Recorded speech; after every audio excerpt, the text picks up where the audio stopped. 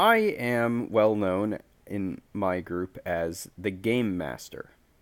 The Game Master.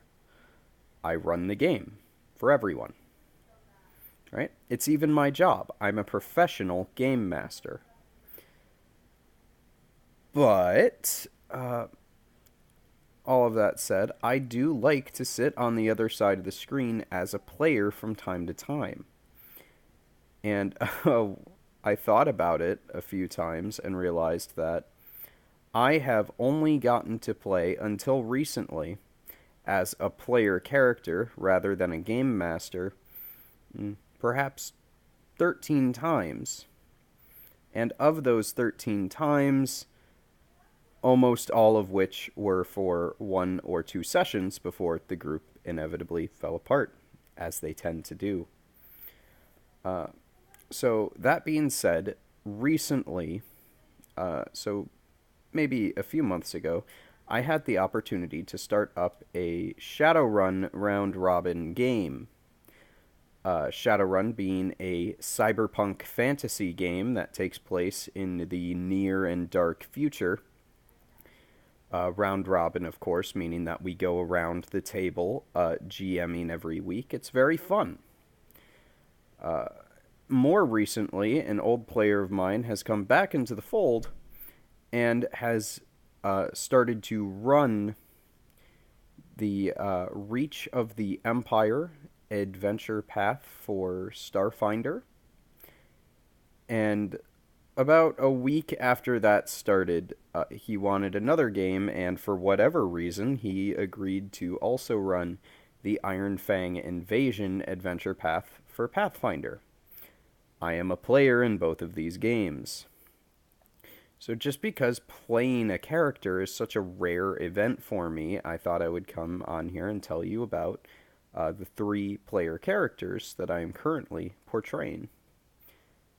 First up, with Shadowrun, I am playing Zero, Z3R0, an orc rigger, a drone rigger to be precise. I have a bunch of little robotic buddies, and they help me spy on the enemy, or, when needed, send one into the thick of combat. Although that rarely happens, usually in our games, the way it works out is Zero will sit in our van because we have this big honking armored van. Shadowrun players, you know what I'm talking about. Ares Roadmaster. Amazing. So Zero drives. That's it. I'm the wheelman. And weirdly enough, I have way too much fun doing that. Like, a big part of Shadowrun is planning out the actual mission, and half the time when I propose the plan, it's just, okay, I drop you guys off, I'll wait at the other building, and then I'll pick you up when you're done. And I do have a lot of fun doing that, oddly enough. Recently, and I might share the story later on, I personally don't think it's too interesting, but recently I was directly involved in the action. For those of you who do not know, in Shadowrun, a rigger has the ability to jump into machines, possess them with their mind. And Zero happens to be very fond of doing that with her big honking van, which we then used to pulverize an army of corporate, I think they were soldiers. It was never really explained. But there was a whole army of people after the same target as us. There was a sniper involved. I had to keep running people over. It was a mess. It was awful. And it was amazing as a result. So, Zero, because I keep getting distracted here, Zero is a pink colored orc. I was originally going to play a face character, like a human face, like somebody who's just very good at talking. But in the Shadowrun 5th edition core rulebook, they have a bunch of sample characters, and one of them is this picture of an orc rigger, and I really liked that, so I went with that as a character concept. And that's how I make most of my characters, by the way, is I'll see some cool artwork and go, oh wow, that's really awesome, I'd love for that to be what I do. And that's why artwork is so important to me in games, one of many reasons. I need to stop getting distracted. So, over the course of the game, we have discovered that Zero is a germaphobe. She hates being touched. If anyone else tries to drive the van, she gets panic attacks. And she is obsessed with collecting antiquated technology, which in Shadowrun means anything from 1970 to 1996 for me. Like, we have a VHS player and a laser disc that we found. It was awesome. Uh, but she also doesn't know what a cell phone was somehow. Um, it's about it. Oh, right. And she's also pretending to be an art student as a Shadowrunner. So it's weird. Like, whenever it's my turn to GM, I usually just say that she's either at some weird tech convention or her parents are visiting and she can't actually go out and Shadowrun. So that's fun. Let's see, my second character right now is Unit 403 in none other than Starfinder RPG. I am playing an SRO, that's Sentient Robotic Organism. You can find them in, I believe, the Packed Worlds supplement for Starfinder. And an SRO is a machine that is so advanced that it has accidentally gained the use of one soul, giving it freedom of choice and a personality of its own. Uh, Unlike in Shadowrun, in Starfinder we have classes and themes. My theme is Xenoseeker. Unit 403 is in search of other strange life forms, just like himself, mechanical life particularly, but not those that are commonly found within the Pact Worlds. Things like him, things that are accidental. He wants to see how he came about so that he can make more SROs. And to that end, his class is Mechanic. And one of the core features of the Mechanic class is that you get to choose an Eco Cortex, or like a cool brain AI that enhances you, or a drone, which is a like a just like in Shadowrun, it's like a little machine that can help you out. Although one of the drone options is a medium, so person-sized, combat bipedal drone, and it is really cool. And so we flavored it as Unit 403, and his drone, Creation L5R, look exactly the same. So depending on what mission they're doing, the only way to tell them apart is 403 will wear like a jersey that says SRO on it, and L5R will have a jersey that says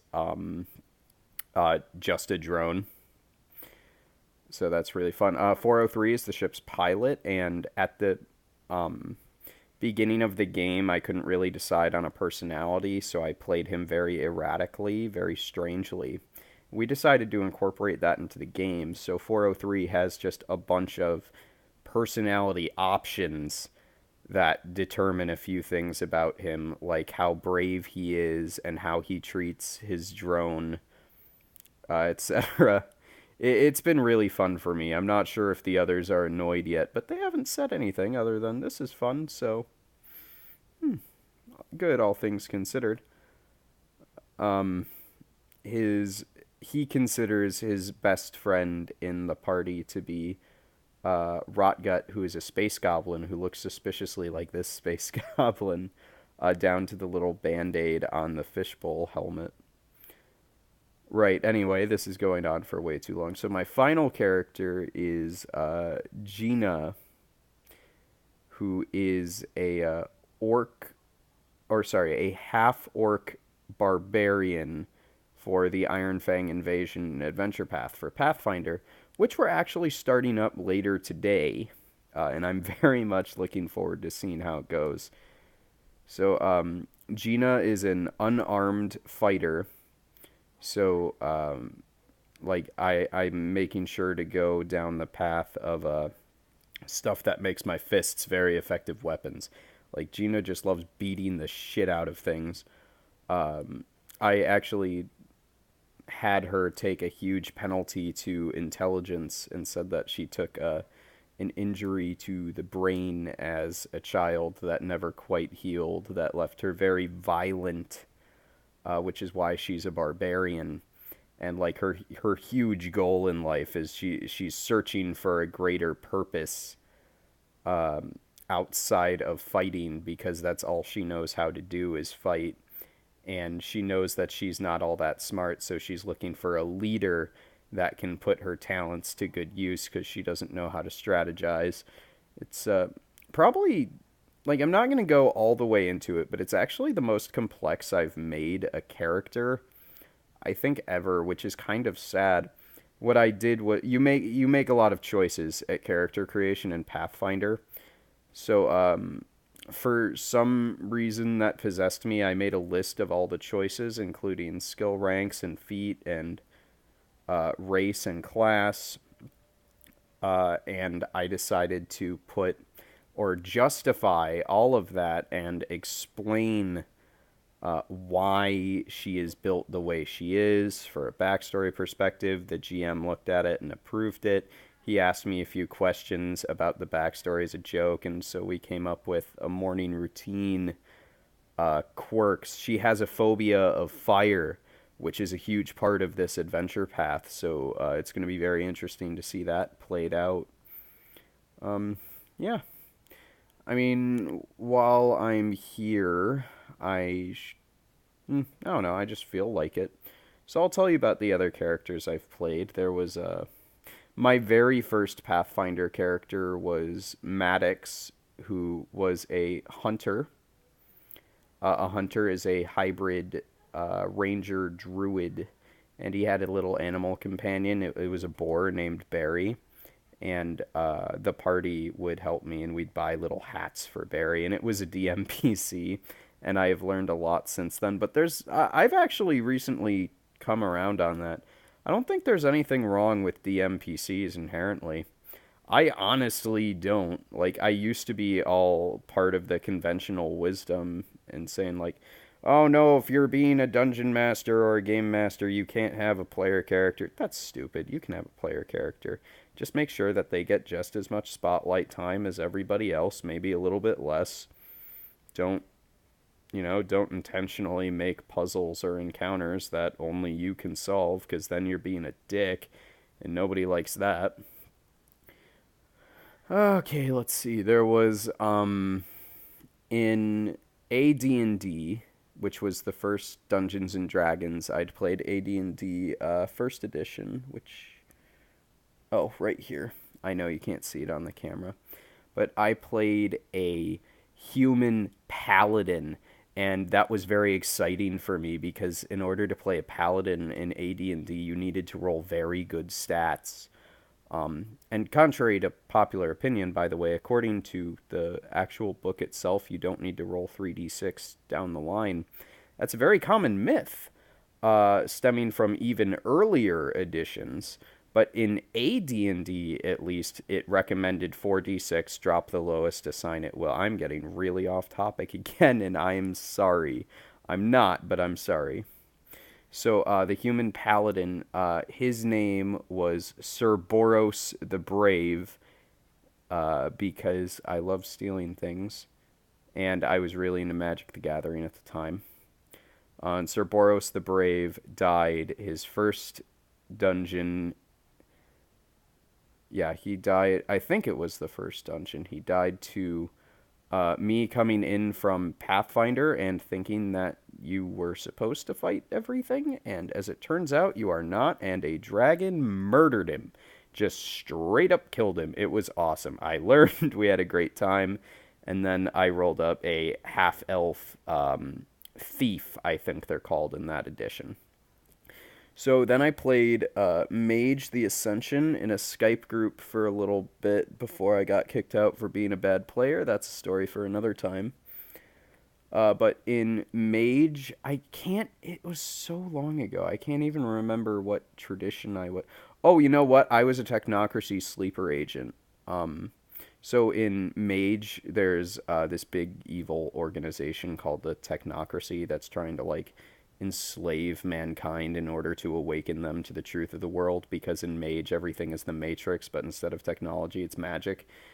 Long story. But so he was Agent 6, and I had so much fun playing Agent 6 and being a sleeper agent before I was a dick to everyone else in the group. Long story. Um, so Agent 6, like, everybody knew out of character that I was a spy sent to watch them. In character, they played along with it and had no idea, and I would make it very obvious as a joke. And those moments we actually had a lot of great times on. Particularly, my favorite being Agent 6 not understanding how the traditions actually worked, but pretending to have one. It's pretty great. Let's see. After that, I had to wait for a few years. I made a character for Fantasy Flight Star Wars who was a droid medic, but he used to be a battle droid and he was given new programming, but he wants to destroy humanity because I'm really edgy like that. Then there was Gunyar the Barbarian, who was an experiment in stupidity. All of his feats, so this is Pathfinder again, all of his feats went into Fleet, which is a feat you can take that increases your land speed by 5. His barbarian powers were based around him going faster. He had like a totem that at 10th level would have given him just plus 30 movement speed regardless of what he's doing. So I think by the time we ended, his casual walking speed was 80. Like 80 feet per 6 seconds in a combat situation. Or 40 feet per 6 seconds outside of combat. So that was really fun. Oh, right, there were a couple more. I'm sorry that this is dragging on so long with me just talking about characters I've played, most of which were completely non-nuanced. Let's see. So then I tried to take my next character seriously. It was the Strange Aeons Adventure Path, run by a good friend of mine. And I rolled up a character named Kyrus Half-Elven, who was a cleric of Pharasma, and I took it very seriously. He was inspired by the character Caro from Journey Quest, and I rewatched Journey Quest, and I copied down all the prayers that Caro said, and I translated them to Pathfinder. And I gave him prayers for all of his spells to say, because I thought that's such a cool aspect of the cleric that might not otherwise be used. And he died because I opened a door. I could be remembering this wrong, but I'm pretty sure I opened a door, stared into a bottomless pit, and was eaten by whatever was inside of it. And then I can't even remember the name of this next guy, but then I played a bard, a human bard, in the same campaign for one session, and that entire adventure path ended, presumably, with us starving to death. Because we had to end the session early, we backed ourselves into a corner, and there was no possible way outside of everybody rolling a critical hit and the monster rolling a critical failure constantly that we would be able to escape with our lives. And after that, life got in the way. We couldn't come back to play anymore, sadly. Yeah. So presumably our characters starved to death in a closet rather than be eaten by ghouls. Awesome. So that was a brief 20-minute history of my characters that you probably don't care about. Oh, while I'm here, let me tell you about my current vanity project, that is Project 77. I had an argument with a friend maybe 7 or 8 years ago about how he thought that there were no interesting combinations in the Pathfinder core rulebook. Of which I said, well, buddy, there's 77. race class combinations. Of those, surely one of them must interest you. And he said, no, no, no, no, no. No, I don't care because I can't play a summoner. I'm like, okay, fine. So I've been very bored lately and giving myself more work than I can feasibly do. So I started making one character for every race and class presented in the core rulebook. I call it Project 77. And maybe I'll do a little update like every time I finish up like all of the entries in a class or a race and just talk about what I've done. Who knows? I'm not going to promise anything, obviously. I'm probably going to give up halfway through. I'm like 4 characters in right now, and it's exhausting. Thank you very much for watching this pointlessness, and have a wonderful rest of your day. Oh, that's embarrassing.